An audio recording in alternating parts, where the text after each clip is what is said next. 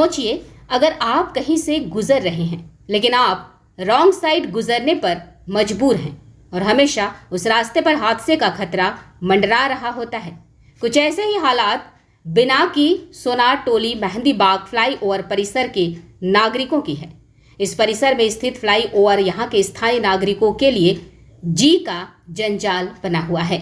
कई बार यहाँ के लोगों ने इसकी लंबाई कम करने को लेकर प्रशासन को ज्ञापन दिए, लेकिन आज तक वही ढाक के 3 पात वाली कहावत बनी हुई है।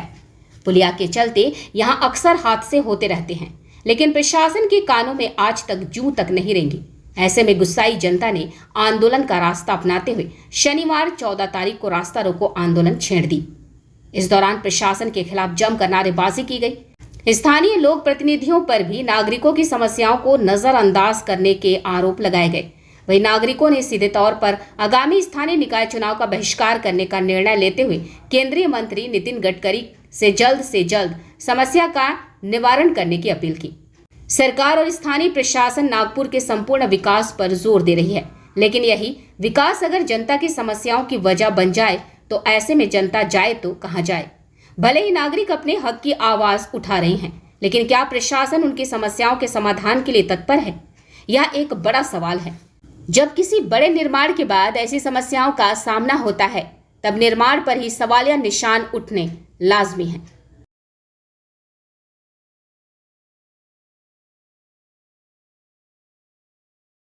हमारे को ये ओवरब्रिज यहाँ उतारना है। मंदिर के 200 मीटर पहले ओवरब्रिज का एंड करवाइए और हमारे को ये चौक बना के जो पुराना रास्ता था वही चालू कराइए। जो सैंक्शन है, हम लोग लीगल डिमांड करें, इलीगल कुछ भी नहीं बोल रहे कि जो चीज नहीं हो सकता है।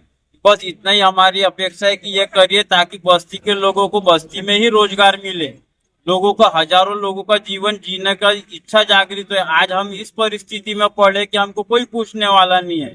पूरे नागपुर शहर में इस बस्ती की जैसा कोई बस्ती नहीं होगी कि जिसको रोड नहीं है। हर बस्ती को छोटी से छोटी झोपड़पट्टी को रोड है।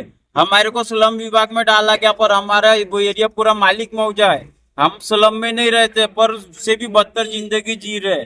हम चाहते हैं कि हमारे जीवन में सुधार आए, आने वाले बच्चों के जीवन में सुधार आए, लोगों को यहीं रोजगार मिले, कहीं जाना ना पड़े। हमारी यही विनती है कि हमको गडकरी जी से एक ही नम्र निवेदन है कि जैसे तुमने नागपुर सजाया, जैसे तुमने देश सजाया, वैसे हमारी बस्ती को सजा दो ताकि हमारा जीवन जीने का इच्छा फिर जागृत हो।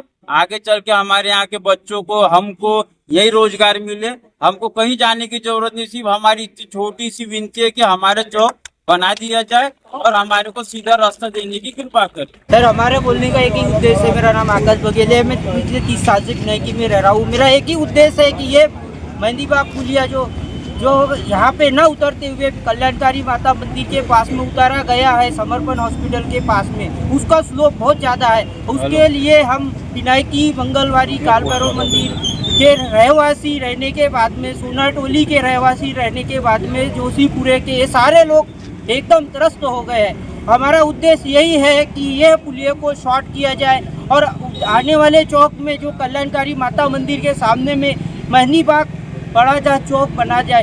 हमारा पहले 30 साल पहले से लेके हम उधर से ही जाना आना करते थे। हमारी गाड़ी बोलो, ऑटो बोलो, ये सारा चीज़ हमारा जाने का उद्देश्य वही था। लेकिन आज पुलिया उतरने के वजह से हमारा उद्देश्य पूरा स्थगित हो गया है।